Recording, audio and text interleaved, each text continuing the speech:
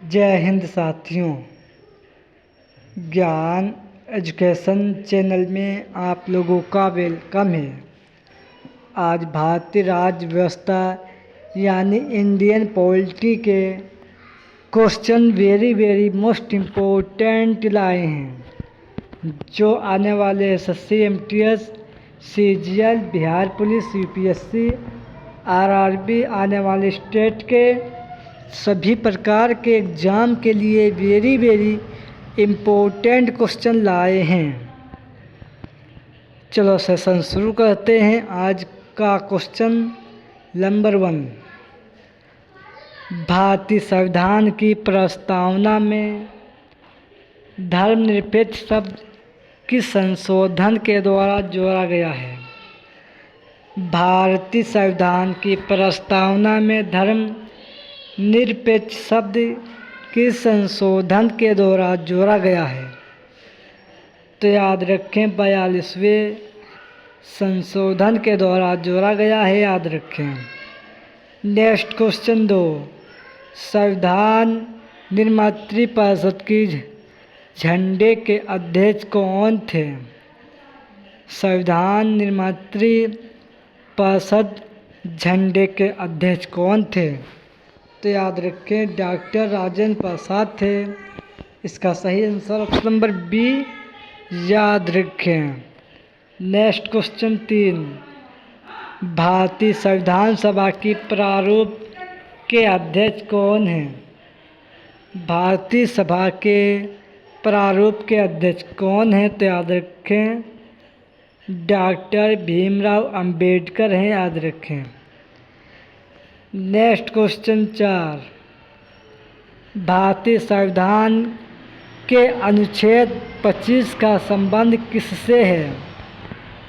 भारतीय संविधान के अनुच्छेद 25 का संबंध किससे है?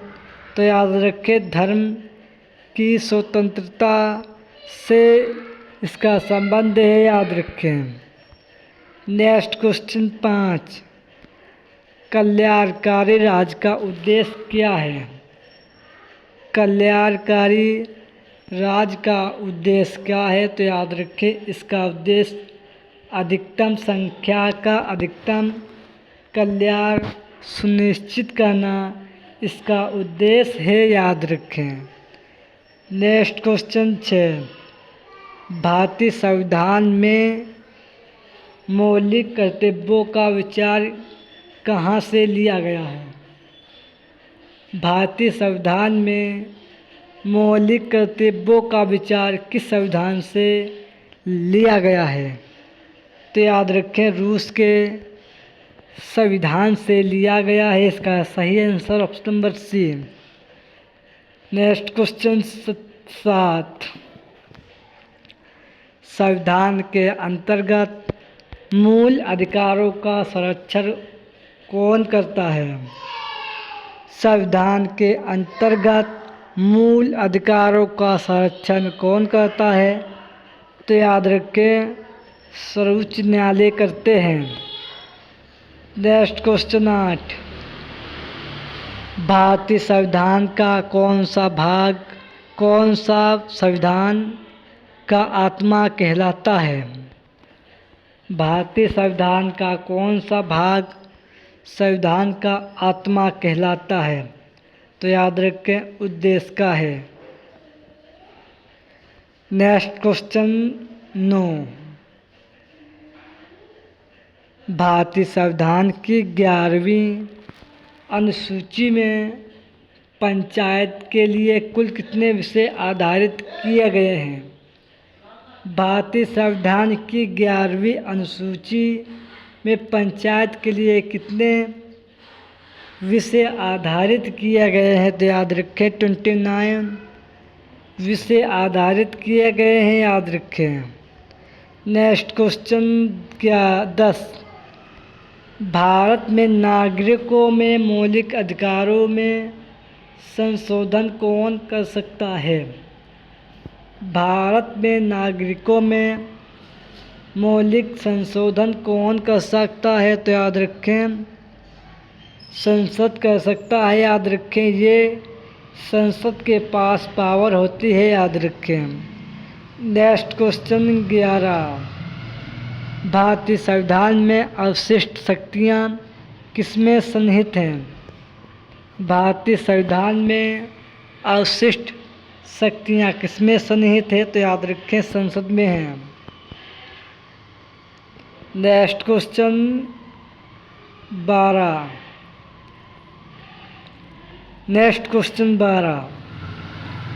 राष्ट्रपति शासन अधिकतम लगाया जाता है। राष्ट्रपति शासन अधिकतम कितने दिनों के लिए लगाया जा सकता है? तो याद रखें ये 3 वर्ष के लिए लगाया जा सकता है, याद रखें। नेक्स्ट क्वेश्चन 13, यदि विधायिका इसके निर्णय कौन करता है? तो याद रखें लोकसभा के अध्यक्ष करते हैं, याद रखें। नेक्स्ट क्वेश्चन 14, किस सभा का अध्यक्ष उसका सदस्य नहीं होता है? किस सभा का अध्यक्ष उसका सदस्य नहीं होता है? तो याद रखें राज्यसभा का अध्यक्ष उसका सदस्य नहीं होता है, याद रखें। नेक्स्ट क्वेश्चन 15, राज्यसभा का कार्यकाल कितने वर्ष का होता है? राज्यसभा का कार्यकाल कितने वर्ष का होता है? तो याद रखें 6 वर्ष का होता है। नेक्स्ट क्वेश्चन 16, भारत का सोलिसिटर जनरल कौन होता है? तो याद रखें एक न्यायिक सलाहकार होते हैं। इसका सही आंसर ऑप्शन नंबर सी, याद रखें। नेक्स्ट क्वेश्चन, इसका सही आंसर है ऑप्शन नंबर बी, याद रखें। नेक्स्ट क्वेश्चन 17, भारतीय संविधान ने अवशिष्ट अधिकारों का संघीय सरकार को दिया है। इसका सही answer option number A. Next question 18, किस राज्य का लोकसभा व राज्यसभा में प्रतिनिधित्व सबसे अधिक है? किस राज्य का लोकसभा व राज्यसभा में प्रतिनिधित्व सबसे अधिक है? तो याद रखें उत्तर प्रदेश स्टेट में है, याद रखें। नेक्स्ट क्वेश्चन 19, भारतीय संसद के दोनों सदनों की संयुक्त बैठक किससे संबंधित होती है?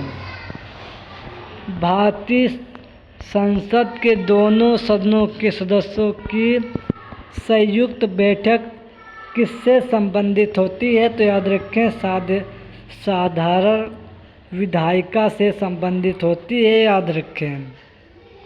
नेक्स्ट क्वेश्चन है 20, पार्लियामेंट द्वारा दिसंबर 1999 ईस्वी में निर्मित कानून के अनुसार एक नागरिकों के वार्षिक होने आयु कितनी होनी चाहिए? पार्लियामेंट द्वारा दिसंबर 1999 ईस्वी में निर्मित कानून के अनुसार नागरिकों के वास्तविक होने के लिए कितनी आयु होनी चाहिए? तो याद रखें 18 वर्ष होनी चाहिए, याद रखें। नेक्स्ट क्वेश्चन है 21, लोकसभा में बिहार को आवंटित स्थान निम्न में से किन राज्यों को आवंटित का युग है?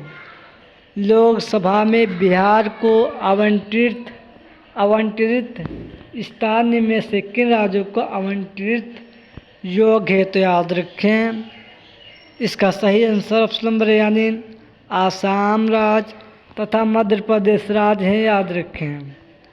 नेक्स्ट क्वेश्चन है 22, लोकसभा की बैठक समाप्त की जा सकती है। लोकसभा की बैठक समाप्त की जाती है तो याद रखें स्थगन के द्वारा, सत्रावसान के द्वारा विघटन के द्वारा उपयुक्त सभी के द्वारा समाप्त की जाती है। इसका सही आंसर ऑप्शन नंबर डी याद रखें। Next question 23। किस राज्य में लोकसभा में अनुसूचित जाति तथा अनुसूचित जनजातियों के लिए संरक्षण नहीं है? किस राज्य में लोकसभा में अनुसूचित जाति तथा अनुसूचित जनजाति के लिए आरक्षण नहीं है?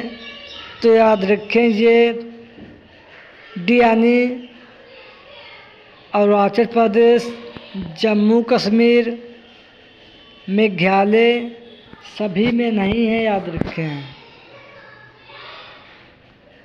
नेक्स्ट क्वेश्चन है 24। निम्न में से राष्ट्रपति किसकी नियुक्ति करता है?